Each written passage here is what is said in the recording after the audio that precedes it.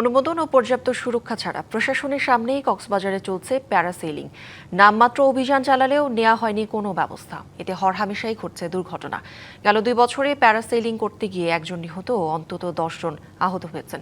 এমন পরিস্থিতিতে নিরাপত্তা, সরঞ্জামের সক্ষমতা ও তদারকি নিয়ে উঠেছে প্রশ্ন।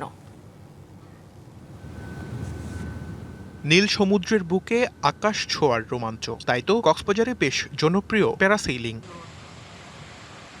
কিন্তু আকাশ ছোঁয়ার এমন রোমাঞ্চ নিরাপত্তাহীনতার কারণে পরিণত হয় ঝুঁকিতে। আনন্দের জায়গা দখলে নেয় উদ্বেগ, উৎকণ্ঠা।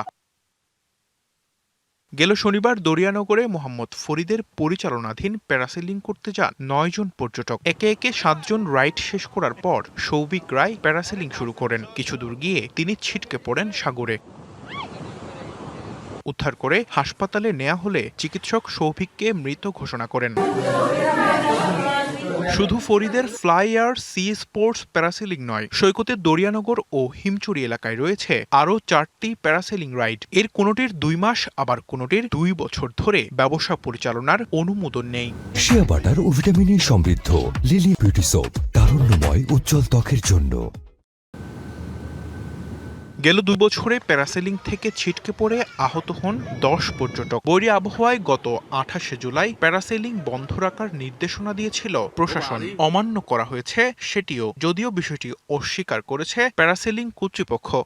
এত বড় একটা ঝুঁকিপূর্ণ কাজ, এটাতে প্রশাসনের অনুমতির দরকার। এছাড়াও অভিজ্ঞ লোক দ্বারা এগুলি পরিচালনা করা প্রয়োজন। তাছাড়া একটা প্রাণ ঝরে গেলে এই প্রাণটা কে ফিরিয়ে দেবে? এটা তো সম্ভব না।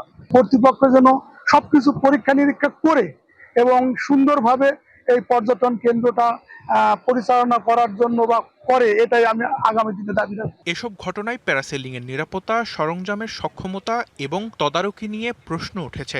পর্যটনের যে বিনোদনের জায়গাগুলোকে নিয়ে যে একটা ছেলে খেলা হচ্ছে, এখান থেকে যদি উত্তরণ না হয় তাহলে পর্যটন শিল্পে বিরূপ প্রভাব পড়বে। এই কক্সবাজারের পর্যটনের জন্য আলাদা একটি প্রশাসন গড়ে তোলা।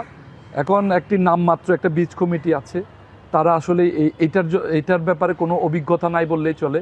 অনুমোদনহীন প্যারাসেলিং প্রতিষ্ঠানগুলোর বিরুদ্ধে ব্যবস্থা নেওয়ার কথা বলছে জেলা প্রশাসক। বারবার বন্ধ করা হয়েছে, আমরা অনেকবারই বন্ধ করি, নিয়মিত বন্ধ করি। আমাদের অগোচরেই যে প্রতিষ্ঠান আজকে প্যারাসেলিং এর জন্য পর্যটককে তুলেছিলেন, আমরা ওনার বিরুদ্ধে আইনগত পদক্ষেপ গ্রহণ করব। সংশ্লিষ্টরা বলছেন, পর্যটকের নিরাপত্তায় নজরদারির পাশাপাশি পর্যটন ব্যবস্থাপনার জন্য পৃথক প্রশাসনিক কাঠামো গড়ে তোলা জরুরি।